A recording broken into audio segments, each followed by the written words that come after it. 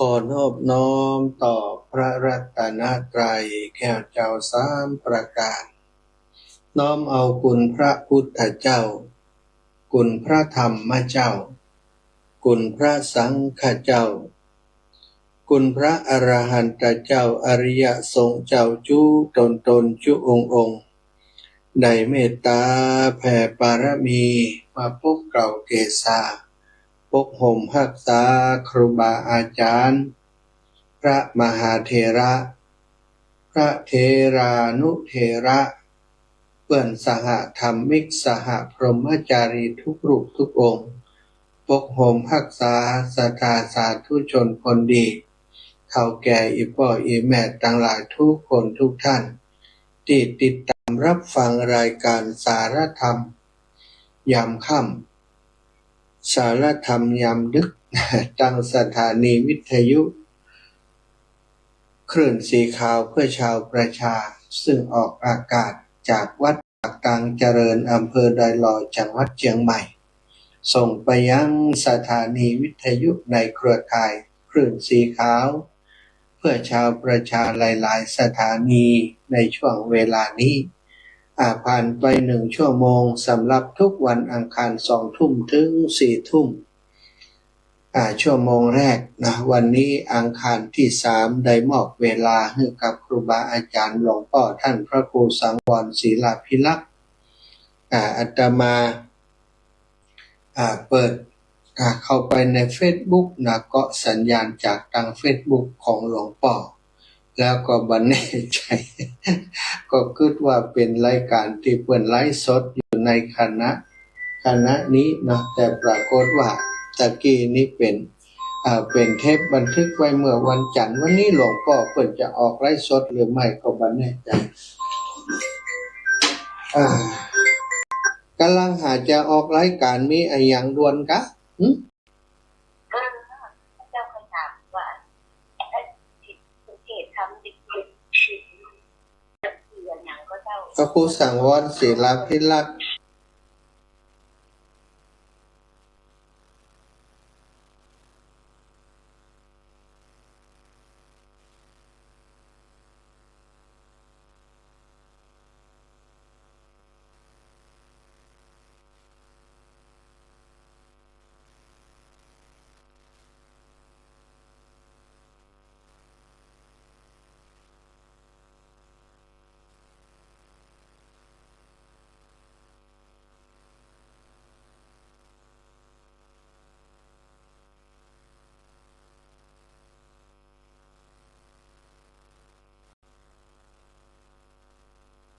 ถ้าจะโทรก็ควรจะเปิดโอกาสตอนที่อาตมาบัดจัดรายการอย่างก็ถามมาเนาะ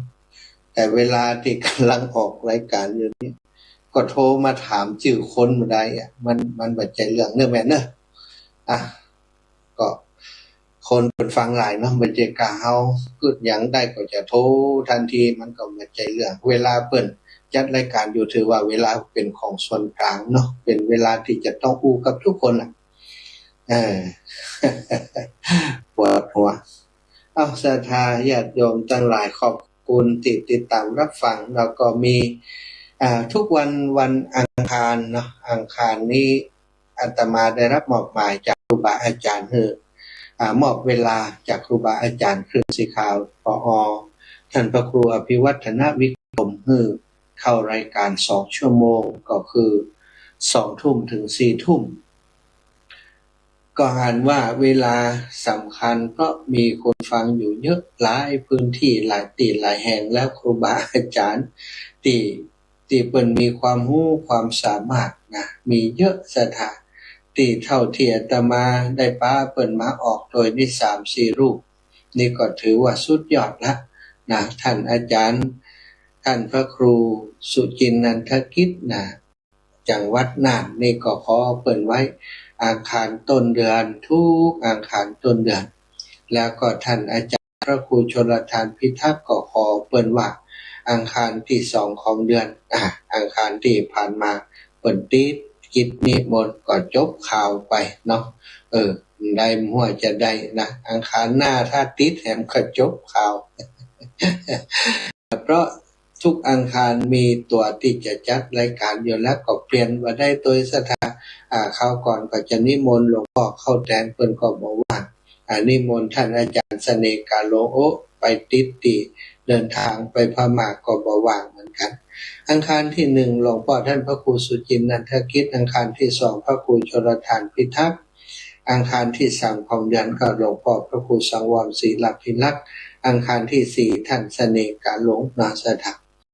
ถ้ามี5อังคารก็จะนิมนต์ตุลุงแดงวนมานะตะกี้นั้นอาตมาหลวงพ่อเพิ่นก็โทรมา 2-3 รอบเนาะคงจะโทรมาแจ้งว่าอันนั้นทำใจกล้ามาหาอีนะพอดีอาตมาก็บ่ได้พอว่าเป็นไลฟ์สดก็ว่าเป็นอย่างหันภาพในที่หลวงพ่อเทศก็สันเข้าไปสู่สัญญาณของสถานีเลยกลายเป็นน่าจะเป็นเทพแล้วก็ หลวงพ่อที่ไลฟ์สดในคณะนี้อาจจะบ่ได้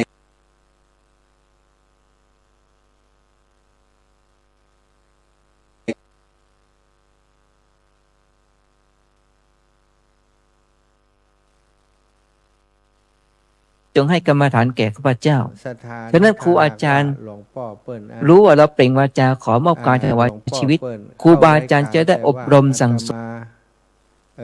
นี่ก็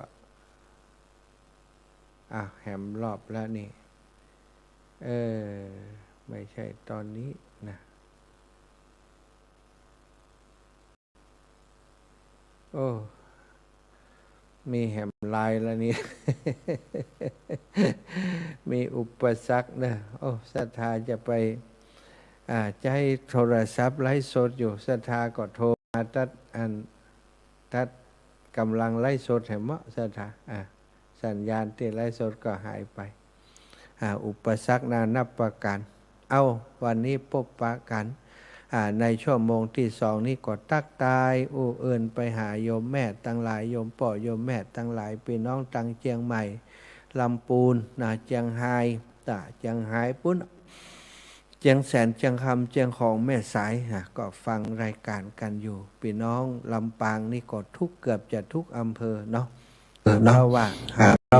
เรามีสถานีก็มอบเวลาให้กับครูบาอาจารย์20 กว่าสถานีรวมกับสถานีสาธารณะที่เป็นเครือข่ายประจำของคลื่นสีขาวอีกรวม10 สถานีก็เป็นเกือบ30 สถานีประมาณนี้ปัจจุบันเนาะก็ถือว่าครอบคลุมพื้นที่หลายพื้นที่ ในขณะนี้ศรัทธาญาติโยมต่างเมืองน่านก็ได้ฟังเมืองแปะก็ได้ฟังพะเยา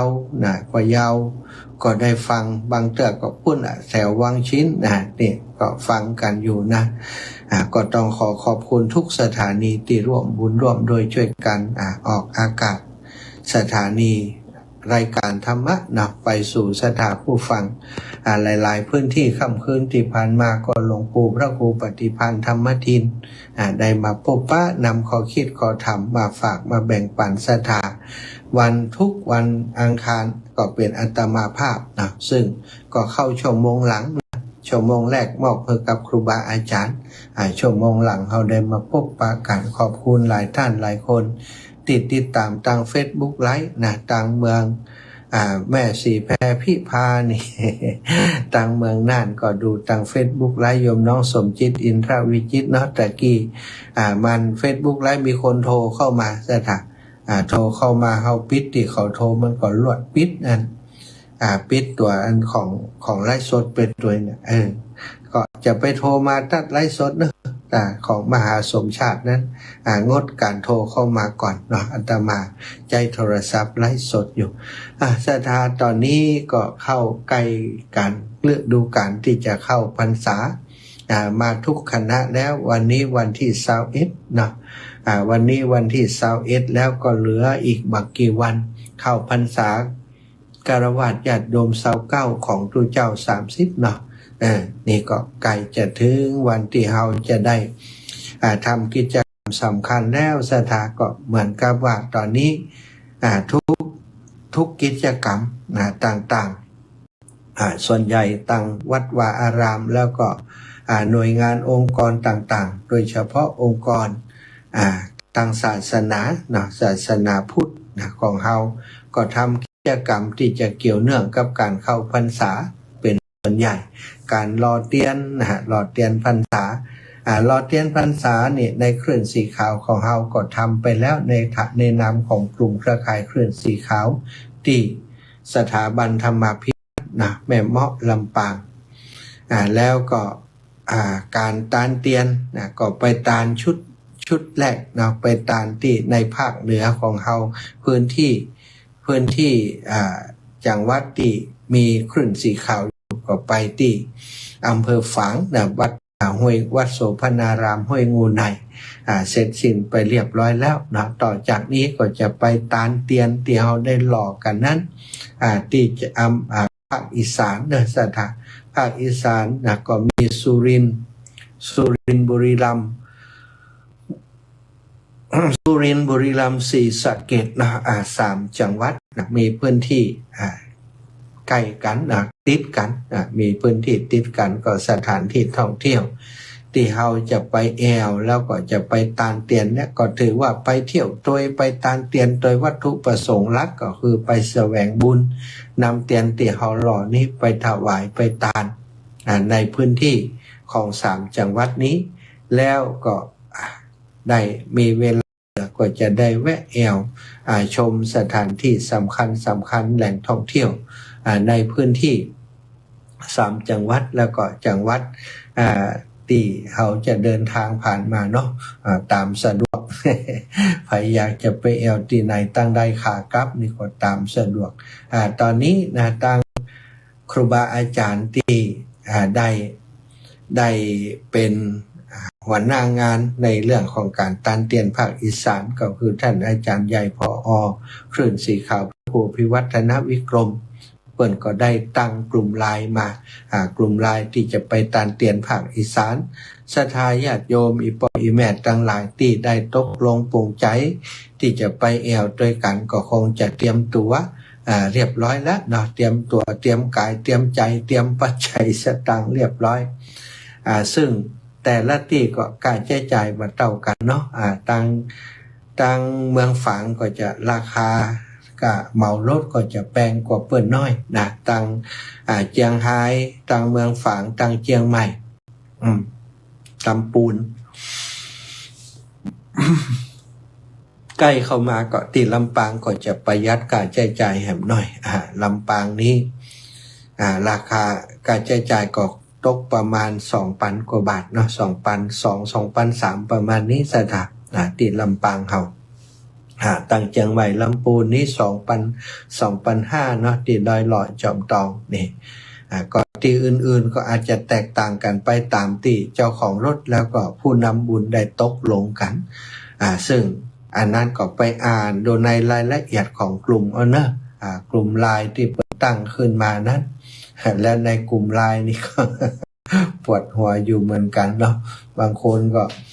บอกคือทำอย่างนั้นไปทำแหมอย่างบอกคือจะไปส่งสติกเกอร์มาก็ส่งสติกเกอร์มาบางทีเพิ่นตั้งกลุ่มไลน์เฉพาะกิจเนี่ยสถานคนเฒ่าเพิ่นบอกฮู้เข้าไปในกลุ่มก็คุ้นเคยกับการส่งดอกไม้ส่งไอ้ยังเข้าไปก็ส่งเหมือนเดิม ทำให้เป็นปัญหาเนาะก็ว่าเป็นยังว่ากันไปเนี่ยก็ตักเตือนกันในกลุ่มบอกกันไปอย่างที่อาตมาบอกศรัทธาที่เพิ่นโทรมาตะกี้นั่นก็จะไปโคดไปเกียดเนอะถ้าโคดก็แล้วไปคือเฮาอยู่ในกลุ่มเนาะอยู่ในเครือข่ายถ้าเฮาบ่มีกฎกติกาบ่มีกติกามีมารยาทนะมันก็ลำบากนะอย่างคนจัดรายการนี่ก็เหมือนกันบางเทื่อเพิ่นเตรียมตัวจะอู้เรื่องนั้นเรื่องนี้เนี่ยโทรมา ลืมไปนะมันเป็นปัญหากับคนจัดนะแล้วก็คนที่เปิดฟังโดยคนฟังนี่ก็อย่างเอาง่ายๆว่าเฮาตั้งหลายก็เป็นผู้ศึกษาเรียนผู้ปฏิบัติอยู่บ่ใจเป็นพระอรหันต์กันแต่บางทีก็มีอารมณ์คนฟังนี่ต่างบ้านเนี่ยโอ้จะโทรมาเนี่ยอย่างทุเจ้ากำลังอู้อีแม่นี่ตื้ออีหล่ะ ทุเจ้าก็เข้าใจอยู่เนาะคนจัดเป็นส่วนกลางบ่ได้โคดบ่ได้แต่ว่าบอกเพื่อเป็นระเบียบวันหลัง จะได้บ่ทำกับครูบาอาจารย์รูปอื่นๆเปิ้นเนาะเวลาเปิ้นจัดรายการอยู่นั้นถ้าบ่จำเป็นถ้าสมมุติจำเป็นหมายความว่าอ่านฟังอยู่ดีๆเสียงมันหายไปอีนิดบอกได้แต่ถ้าบ่เป็นหยังบอกกันแต่ว่าถ้ามันชัดเจนดีอย่างนี้นี่ใครโทรถามเบอร์โทรได้นี่ขออนุญาตเนาะขอได้ทำความเข้าใจวันนี้ถึงเรื่องจะเข้าพรรษากิจกรรมหลายๆอย่างที่จะทำแต่ละที่ละแห่งคงจะทำกันอย่างตอนนี้ไปตานเตียนเนาะบางห้องบ่ได้รอแต่ว่าไปซื้อเอาไปปูจาเอาเตียนไปซื้อตามร้านสังฆพันธ์ต่างๆนำไปถวายวัดวาอารามต่างๆไปเป็นครอบครัวไปเป็นครอบครัวก็ดีไปเป็นหมู่เป็นคณะเป็นองค์กรของหน่วยงานต่างๆก็ดีบางที่ก็ไป9 วัด 9 วาบางที่ก็ไปวัด1-2 วัดในพื้นที่สถานที่ใกล้ๆกับที่ทำงานของเปิ้นหรือว่าวัดวาอารามที่มีพระสงฆ์พระผู้ใหญ่เปิ้นอยู่ก็จะไปกันนะตังเชียงใหม่ก็หันหลายหมู่หลายคณะเนาะเปิ้นไปตานเตียนวัดของครูบาอาจารย์ที่เปิ้นจัดรายการเขาก็ไปปากันไปตานเตียนกันก็ถือว่าเป็นสิ่งที่ดีเนาะเป็นวัฒนธรรมประเพณีที่ดีที่เฮาบ่ควรจะละบ่ควรจะทิ้งคนสมัยก่อนโบราณพระโพธิสัตว์เจ้าก็ดีพระอรหันตเจ้าอริยสาวกเจ้าหลายรูปหลายองค์โดยเฉพาะพระพุทธองค์เมื่อยังเป็นโพธิสัตว์เจ้าก็มีได้ทำบุญในการตันเตียนตอนนั้นมันบ่ใช่เตียนอย่างอีเนาะเปิ้นฮ้องว่าผทีปเนี่ยเอาน้ำมันเนยก็เอาไอ้อย่างต่างๆนี้มาทำเป็นเป็นวัตถุดิบในการจุดเป็นประทีปเป็นไฟแสงสว่างต่างๆคนสมัยก่อนก็มีหลายอย่างขี้ยาก็ไอ้อย่างก็เนาะแต่ถ้าที่เปิ้นเอามาทำแล้วก็เอาไปจุดไปตามปูจาพระธาตุเจดีย์กับปูจาสถานที่สำคัญทางพระพุทธศาสนาต่างๆโพธิสัตว์เจ้าก็เคยทำแล้วก็ที่โดยเฉพาะพระเถระพระเถระที่เรียกว่าเป็นเอตัทคะในด้านต่างๆของพระพุทธเจ้าหลายรูปหลายองค์เปิ้นก็ได้สั่งสมบุญด้านการตานแสงสว่างตานเตียนตานอะไรอย่างนี้ในอดีตชาติมาหลายภพหลายชาติอย่างท่านอนุรุทธะท่านอนุรุทธะนี่ซึ่งเป็นผู้ที่มีตาทิพย์สถาเป็นเอตัตทะคะต่างผู้มีจักษุทิพย์ท่านก็ได้เป็นผู้ที่เคยสั่งสมบุญด้านนี้ไปตานเตียนตานประทีปถึงกับเอาประทีปเป็นพันดวงไปถวายปูจาเจดีย์นี่ทำให้เปิ้นเกิดมาในภพที่มาบรรลุพระอรหันต์นี้ได้เป็นเอตัทคะในด้านมีตาทิพย์หูทิพย์แสงสว่างสถาตานแสงสว่างก็ย่อมได้แสงสว่างกลับมาแสงสว่างที่ตาทิพย์หูทิพย์โดยแต่งสว่างที่เป็นเรื่องของปัญญาโดยและก็ที่สำคัญขจัดปัดเป่าพยานอันตรายต่างๆโรคภัยไข้เจ็บได้อันนี้เป็นอานิสงส์สถาตามทำสิ่งใดเขาก็จะทำบุญในด้านนี้ก็จะได้กุศลเป็นกุศลในด้านนี้คืนกลับมาเหมือนกันศรัทธาญาติโยมทั้งหลายที่อยากจะทำบุญเข้าพรรษานี้บ่มีตังนักตังหนาบ่ต้องหาห่วงศรัทธาเตียนเล่มน้อยๆก็ได้ไปถวายตามวัดตามวาอารามต่างๆหรือจะเป็นหลอดไฟก็จะเป็นกะไฟฟ้าก็ถือว่าเป็นการต้านแสงสว่างหลายๆคนวัดเตียนบ่ต้องต้านเนี่ยยังหลอดไฟดีกว่าทุกเจ้าได้ใจเอามาหลอดไฟเต็มวัด วัดบางที่บางแห่งหลอดไฟเปเล่อบ่ได้ใจ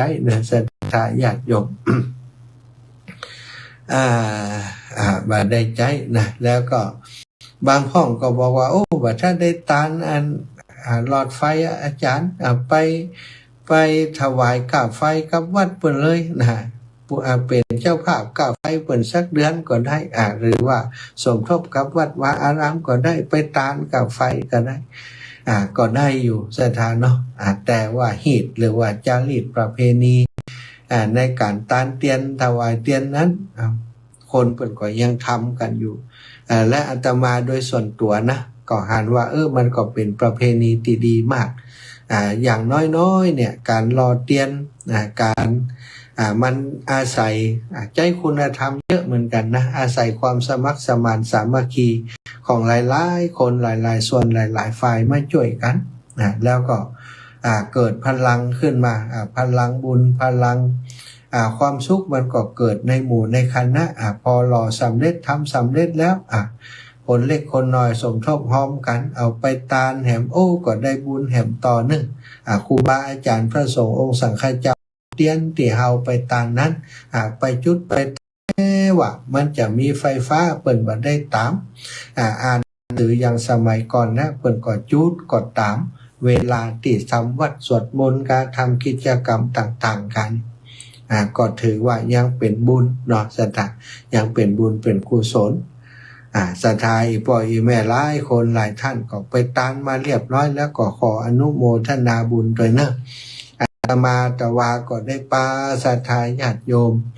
โยมพ่อโยมแม่แฟนรายการคลื่นสีขาวเจ้าไปเพื่อเจ้าประชาจังหวัดลำปางกลุ่มน้อยๆเนาะไปตานติพื้นที่อำเภอวังเหนือนะวัดวังเจริญวัดแม่ทรายเงินแล้วก็วัดบันใหม่วัดแพะไตแล้วก็มาที่วัดดงนั่งคีรีชัยแล้วมาจบทริปนี้ตะวาที่วัดทุ่งโป่งซึ่งเป็นวัดทุ่งโป่งนี้มีพระสงฆ์จำพรรษาอยู่3รูปเนาะรูปหนึ่งจำพรรษาอยู่ที่วัดอีก2รูปจำพรรษาอยู่ที่ศูนย์ปฏิบัติธรรมเป็นธาตุเจดีย์เนาะเป็นพระธาตุพระธาตุม่อนเวียงจำพรรษาอยู่ที่พระธาตุม่อนเวียงก็คือท่านพระอาจารย์สงวนสุปภาโสที่เปิ่นจัดรายการตี 3ถึงตี 5เจ้าวันอังคารแต่เจ้านี่กันเนาะตี 3ถึงตี 5ท่านอาจารย์สงวนสุปภาโสอยู่พระธาตุม่อนเวียงอาตมาบัดได้ไปหาท่านอาจารย์สกรรมเพราะว่าเวลาไปถึงที่ทุ่งโป่งนี่เวลา10 นาฬิกาพอดีไปแวะที่บ้านโยมแม่อาตมาไปแวะที่บ้านโยมแม่ก็ไปจัดรายการที่บ้านโยมแม่หันเนาะคณะนำโดยโยมแม่บัวเย็นจันทบแม่น้อยอินยาศรีเขาคณะติดตามไปเนาะ3การรถก็ปากันไปตานเตียนติสุดท้ายติพระธาตุม่อนเวียงปรากฏว่าเปิ่นไปได้บุญพิเศษแห่งที่พระธาตุม่อนเวียงเปิ่นมีการพระธาตุม่อนเวียงนี้ท่านอาจารย์สังวรสุปภาโสเปิ่นมีคนเปิ่นมาจำหน่ายเนาะเรียกว่าจำหน่าย มาเปิ่นมีที่ดินติดกับติดกับวัดสถานติดกับพระธาตุม่อนเวียงติดกับพระธาตุม่อนเวียงติดกับพระธาตุม่อนเวียงซึ่งท่านอาจารย์ที่พระธาตุม่อนเวียงนั้นมันขาดส่วนของขาดในส่วนของที่จอดรถสถานที่จอดรถมันลำบากเนาะมันมีที่จอดรถตั้งขึ้นไปตั้งบนนี่ที่จอดรถมันแคบเวลามีการงานนั้นก็จะลำบากเวลาเปิ่นมาจอดรถกันนะตั้งท่านอาจารย์ก็เลยได้มีโครงการที่จะ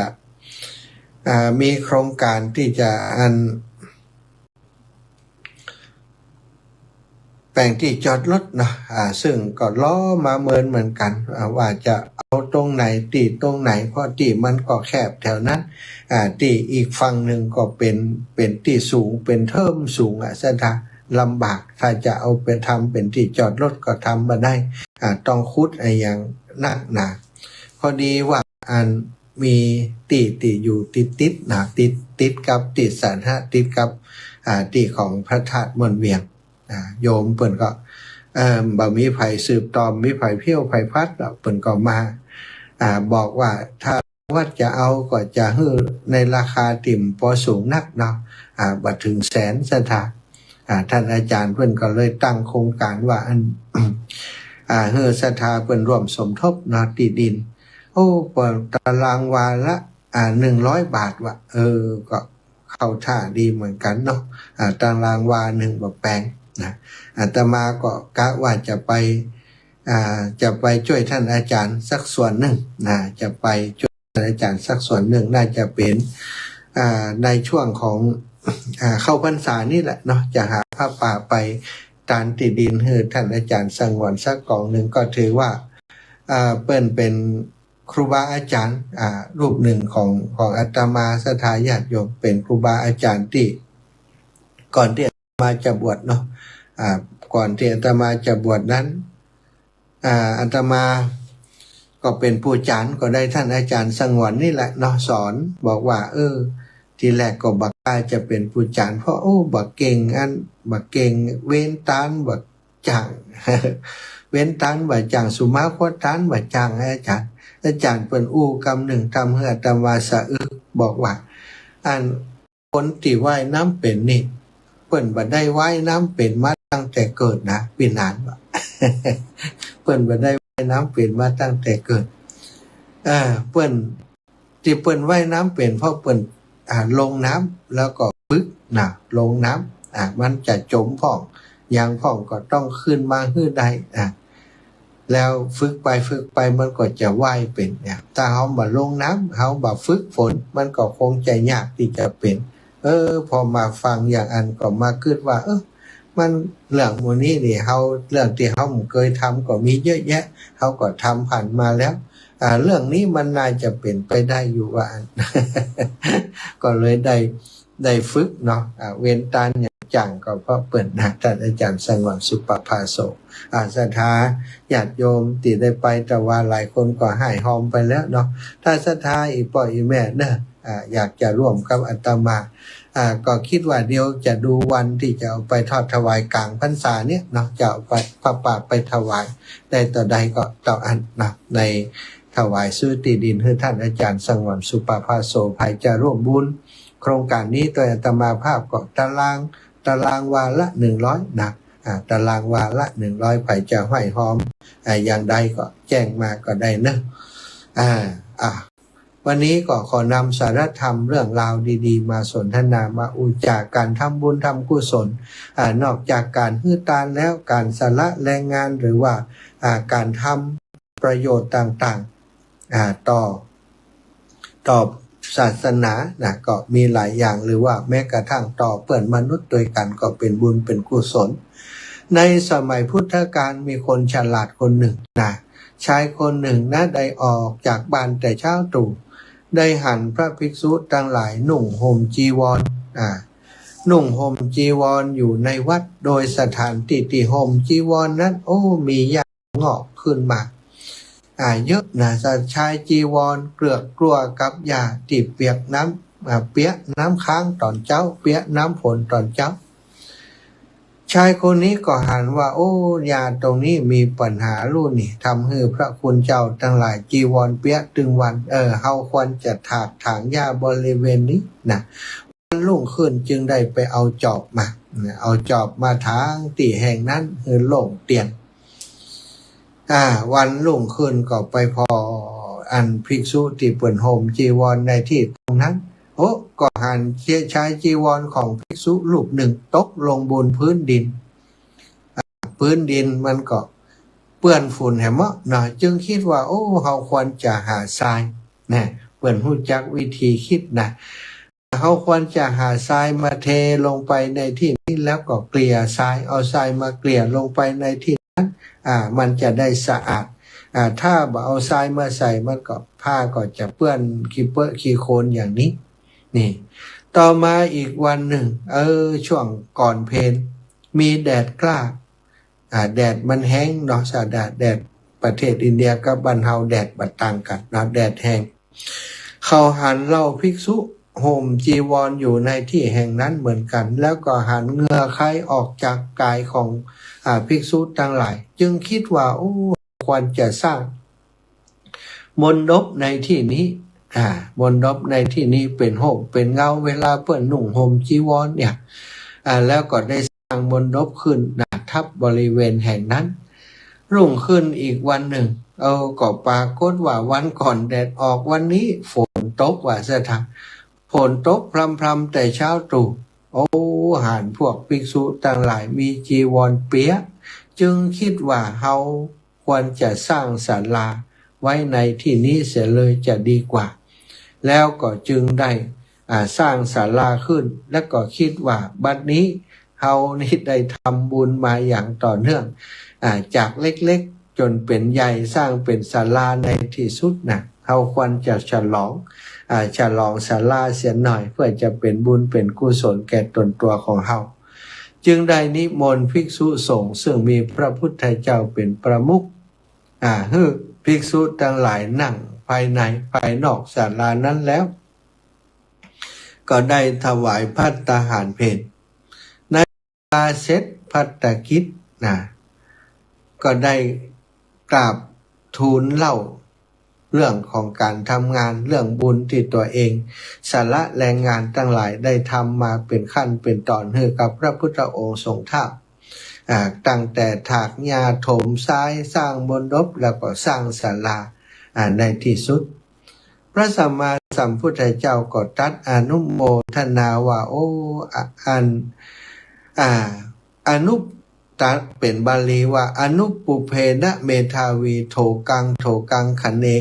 กัมมาโลละชะตัสเสวะนิทะเมมะละมัตตโนซึ่งก็แปลว่าผู้มีปัญญาสร้างบุญกุศลอยู่แต่เล็กแต่น้อยโดยลำดับจะกำจัดมลทินคือกิเลสของตนได้เหมือนช่างทองค้อนปัดสนิมทองคัดสนิมทองออกฉะนั้นเมื่อคัดสนิมออกได้ทองก็พุทธผ่องยองใหญ่เมื่อจบพระธรรมเทศนาชายคนนั้นก็ได้บรรลุเป็นพระโสดาบันสถาน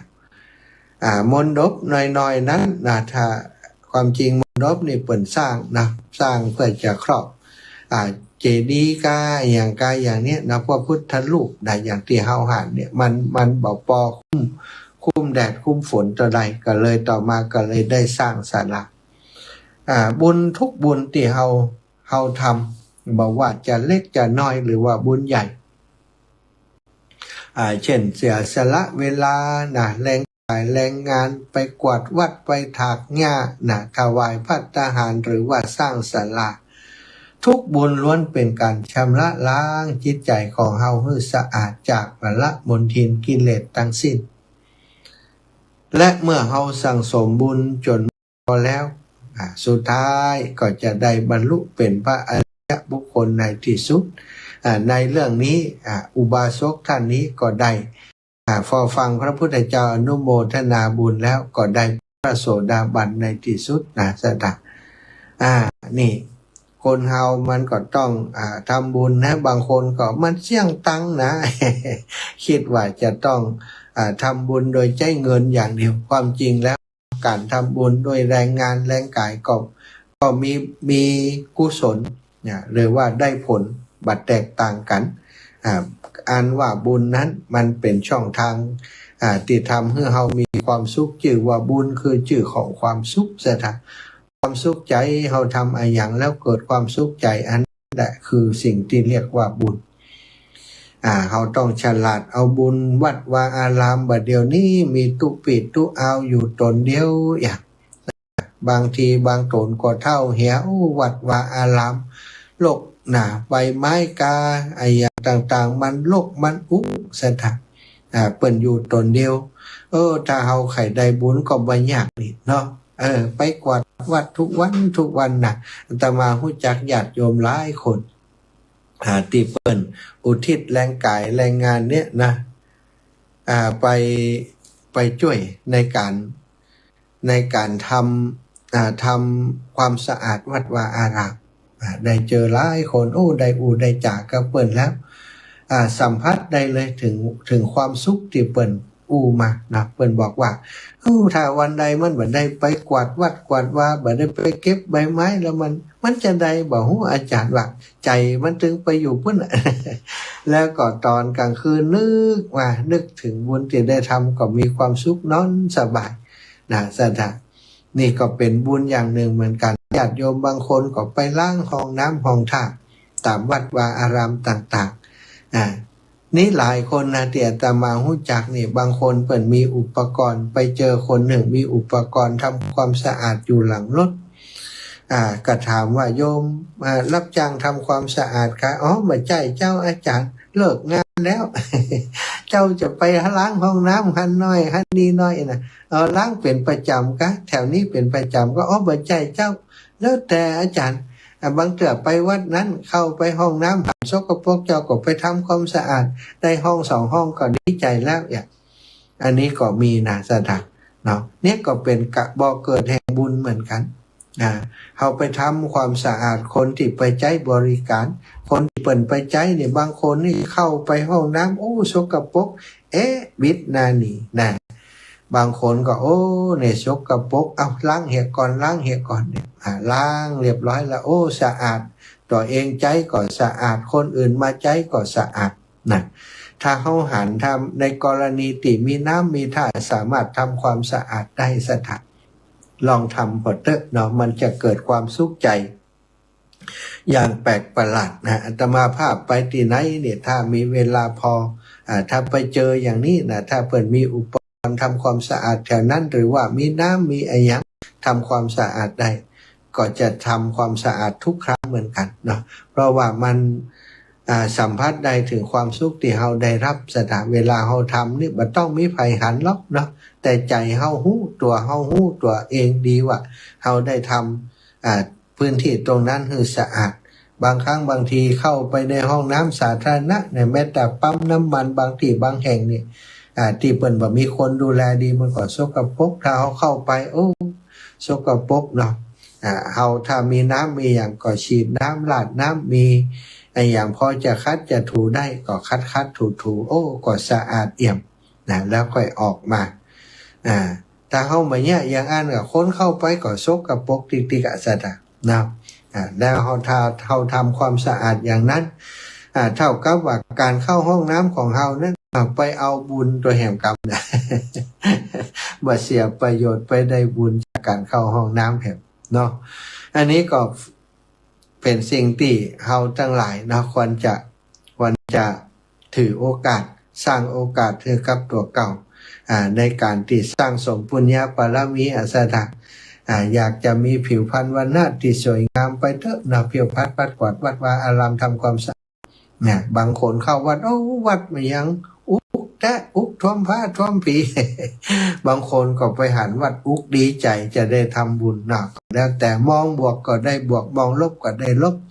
บางคนมองลบเข้าไปหันวัดวาอารามสกปรกนี่มีใบไม้มีอะไรอย่างนักนี่จมมือตุเจ้าไปหันตุเจ้าอยู่หันตนเท่าเหียงงกงักมิดลูกพระลูกเน้นมันมีไผอยู่โยมเฮ้ยนะวัดเนี่ยมาอุกแต่ว่าก่อนหน้ากับมันมีไผจ่อยกวาดตาคนแห่งประเภทหนึ่งเข้าไปปุ๊บหันอุกหันนั่นมีไม้กวาดมีอย่างหรือว่าบ่มีก็ถามหลวงตาหลวงพ่อมีไม้กวาดก่อเจ้ามีไม้กวาดก่อข้าบ่มีซื้อถวายเลย ซื้อไปกวาดวัดกวาดว่านี่ก็เป็นบ่เกิดแห่งบุญนะศรัทธาอย่างอุบาสกท่านนี้แหละนะบาจิแห่งไปหันพระสงฆ์เปิ่นลำบากก็ไปช่วยตั้งแต่ถากหญ้าถมทรายสร้างมณฑปสร้างศาลาสุดท้ายก็ได้ถวายศาลานั้นในพระพุทธศาสนาถวายกับพระพุทธเจ้าและเหล่าพระภิกษุสงฆ์พุทธองค์ได้ กล่าวสัมโมทนิยกถาหลังพัตตกิจก็ทำให้เขาได้บรรลุเป็นพระโสดาบันได้มรรคผลในที่สุดนี่ก็อยู่ติดตัวเฮาทุกวันถ้าเฮาสร้างโอกาสหาโอกาสทำบุญมันก็มีโอกาสมีช่องทางทำบุญได้ทุกวันทำบุญฮื้อตานก็เป็นบุญรักษาศีลก็เป็นบุญ เป็นบุญเป็นกุศลใจบาใจแหงช่วยการช่วยงานสาธารณประโยชน์วัดวาอารามโรงเรียนก็ได้บุญได้กุศลสิ่งเหล่านี้ เป็นสิ่งที่จะเป็นเรียกว่าเป็นเสบียงให้กับเฮาไปสู่ภพภูมิตั้งหน้าบ่ต้องได้ลำบากอย่างนักเกิดมาทุกภพทุกชาติก็เพิ่นเป็นคนที่มีผิวพรรณวรรณะสวยงามคนเฮาเขาจะหันว่าคนทำไมถึงแตกต่างกันลูกแม่เดียวบ่เดียวกันบางคนงามบางคนบ่งามก็มี อยู่ที่บุญไผบุญมันเนอะเอาละศรัทธาขอบคุณวันก่อนนี้ได้ไปที่บ้านบวกข้างสันกำแพงเนอะศรัทธาญาติโยมน้องบวกข้างสันกำแพงทุกคนแม่บัวลันเนาะแม่บัวลันแม่ละไมแม่พวงทองหลายๆแม่นะได้บริจาคขยะออมบุญมาให้แล้วก็อีกวันหนึ่งก็ไปรับเอาติโยมแม่ญาติโยมสายงานของป้านายเกษณีชัยเทพนะพี่อ้อยป้าเกษณีแล้วก็แม่ขันแก้วดวงศิรินะก็ได้เพิ่นก็ได้ฝากปัจจัยถวายมาด้วยนะได้ฝากแม่ขันแก้วนี่ฝากปัจจัยมาทำบุญลงทาน100น้ำกับไฟ100หลอดเทียน100ปังปอย100ตาลเทียนอีสาน200นะก็จัดเป็นอย่างให้เรียบร้อยแล้วเนาะขอบคุณนะแม่ขันแก้วบ่ได้ปะกันสักกรรมเพราะว่าอาตมาเฮยโยมเบิ่มไปเอาเนาะบ่ปะปีอ้อยบ่ปะแม่ป้านายป้าครูเกษณีแล้วก็บ่ได้ปะกับแม่ขันแก้วไปอีกทางหนึ่งเนาะไปที่แม่อำพันธ์แม่อำพันธ์สวนโคตรนะที่หลังสถานีหลังสนามบินแล้วก็ไปที่บ้านของแม่บัวชุมใช้เครื่อง2ที่เต็มเลย ไปรับเอาขยะออมบุญมาเปิ้นก็ถวายปัจจัยมาโดยแม่บัวชุมใช้เครื่องพร้อมกับญาติธรรมของเปิ้นถวายผ้าอาบน้ำฝนพร้อมสังฆทานเตียนพรรษากับน้ำกับไฟลงทานแล้วก็ส่วนตัวเนาะก็ถวายเป็นการเดินทางมาโดยก็ต้องขออนุโมทนาขอบบุญขอบคุณกับทุกคนนะสำหรับค่ำคืนนี้ก็จะปั่นเวลาให้ศรัทธาได้โทรมาสักเล็กน้อยเนาะเวลาอีกประมาณ7-8 นาทีนะที่เบอร์โทร0808844173 โทรกันได้โทรมาได้เนาะหวังว่าเสียงจะดังเข้าไปชัดก่อน อาตมาบ่ได้เอาไมค์มาเสียบนี่เนาะคนที่ฟังทาง Facebook ไลฟ์ชัดหรือไม่ก็ไม่รู้ลืมไปมัวเงยอย่างว่าจะ0808844173นะ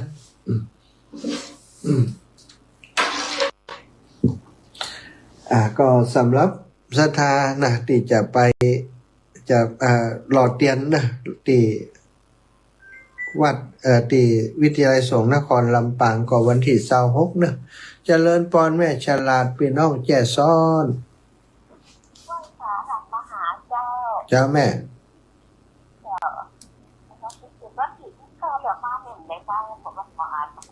ฮะไปไหนก็วันที่หยังมีอย่างกะเจ้าเก่าทำบุญปอคำกะเปิ่นฐานนิมนต์ในพื้นที่กาเฮาเนี่ย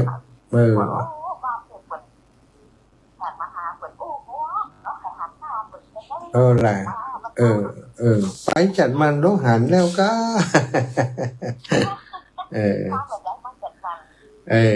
จ้ะตุ้นนะแม่เด้อบุญรักษาบุญรักษาเจ้าเจริญพรครับอาจารย์ครับจ้าป้อครับฟังอยู่ดีฟังอยู่เนอะชัดเจนดีก่อนจ้ะชัดเจนดีครับ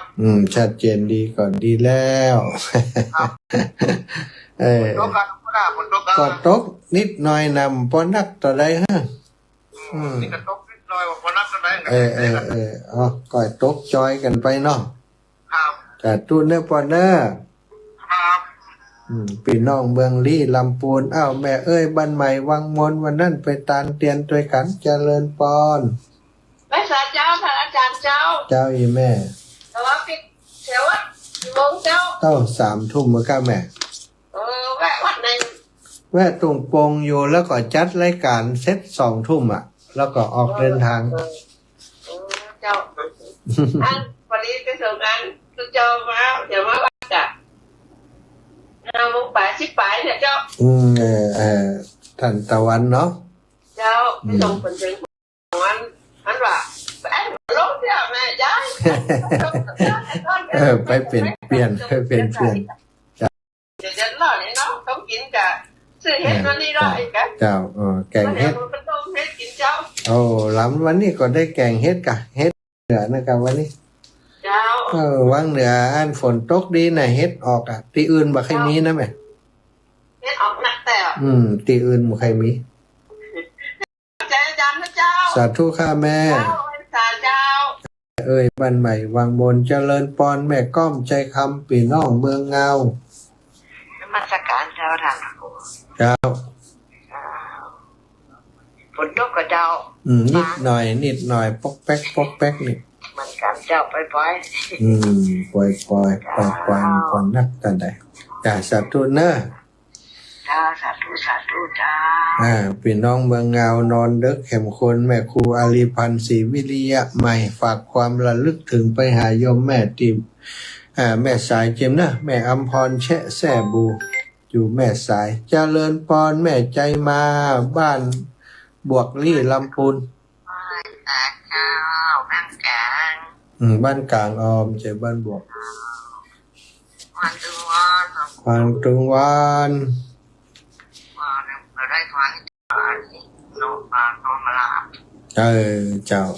นอนรับเห็นเนอะก็เดี๋ยวก็รับเห็นเนอะจะตุจะเอาบุญรักษาพี่น้องเมืองลี่นี่ฟังเยอะอยู่นะบ้านแพทย์หนองฮาก็ฟังเจริญปอนแม่สุแก้ว เจ้าแกไปจ่านะเจ้าแทนพระแม่เจ้าแม่ทุกแก้วแม่ศิลปรสิทธิ์อ่ะนะฟังอยู่นะ เจ้า โอ้ชัดเจนดีนะเจ้าขึ้น98.75มาโรยจงศักดิ์นะเจ้าแทนพระแม่เจ้า เจ้าอีแม่บุญรักษาเนอะ ยังเอากลับไม่จ่านะเจ้านะจัดตู้เจ้า แม่สุแก้วเสียงดังฟังชัดแม่สุแก้วนี่นะปีน้อยปอนน้อย อยู่นะ ปอนน้อยสมเพชรปอนน้อยสมเพชรปิดวิทยุก่อนปอนน้อยสมเพชรปิดวิทยุก่อนอ้าวว่ายังไง นักเรียนดีครับผม ชัดเจนดีเนาะนอนแล้วก็นี่ก็ว่านั่งฟังอยู่ นอนห้องนั่งห้อง สุขภาพโอเคก็ช่วงนี้ ครับโอเคครับ ดีแล้วเนาะ ครับ สาธุปอนเนอร์ขอบคุณโทรมาเป็นกำลังใจกัน ครับผม จะ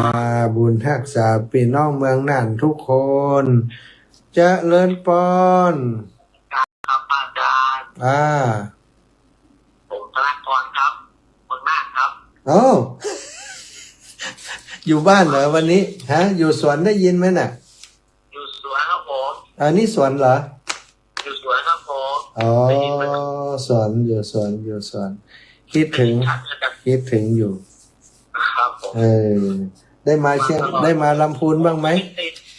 อะไรนะ มาลำพูนบ้างไหมช่วงนี้ ยังไม่ได้ขึ้นไปเลยครับผม มีโอกาสขึ้นมาแวะด้วยนะครับ ผมครับ ยอมผู้หญิงสบายดี ครับสุภาพครับ คุยหน่อย คุยหน่อย คิดถึงอยากฟังเสียง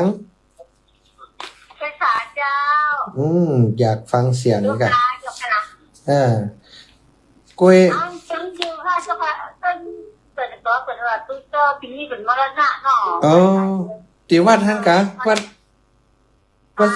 วัดเจ้า วัดเสนียนล่ะ วัดเสนียนล่ะ นั่นจะเป็นตำบล อ๋อตำบลเปิดให้จะเก็บไว้อยู่กันเนาะ เอาไปเลยจ้ะ อ๋อ ต้องจะดีลิงก์มาแล้ว อ๋อเหรออ๋อ เอาไปเลยสิ อืม แต่สะพานเชิงไปเลยจ้ะ อ๋ออยู่ที่สวนนี่รับได้เนาะวิทยุโทรศัพท์อะโทรศัพท์สัญญาณดีไหมอ้าวสัญญาณหายไปแล้ว พอทักว่าสัญญาณดีไหมหายไปแล้ว ดีไหม อ๋อมีค่ะ โอเคเนาะอ้าวขอบคุณมากมาก ค่ะคิดถึงท่าน คิดถึงเหมือนกันเนี่ย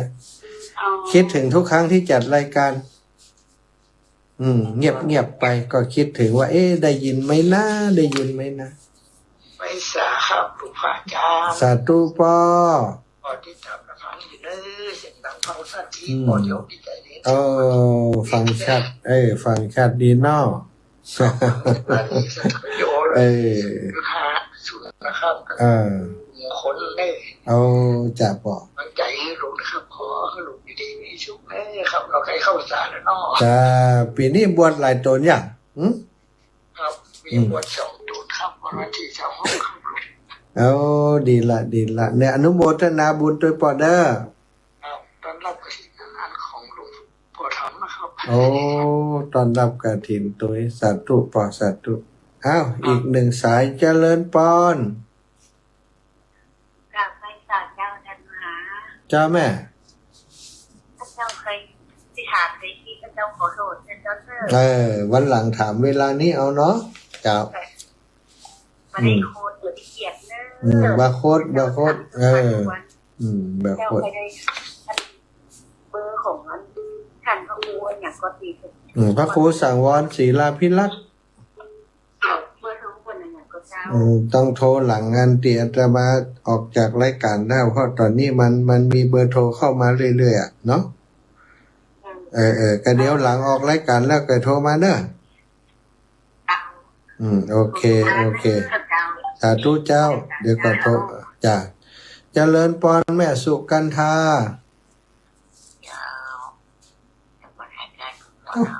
เสียงอย่างนั้นกบอยู่ในปอดด้วยเจ้าเองนะจะรับแล้วก็ไม่อยาก จะรับแล้วยังโทรอยู่ แม่สายแม่สายก็อยู่บ้านฮะมีโอกาสจะไปแอวหาสาธุนายะนะบุญรักษาเด้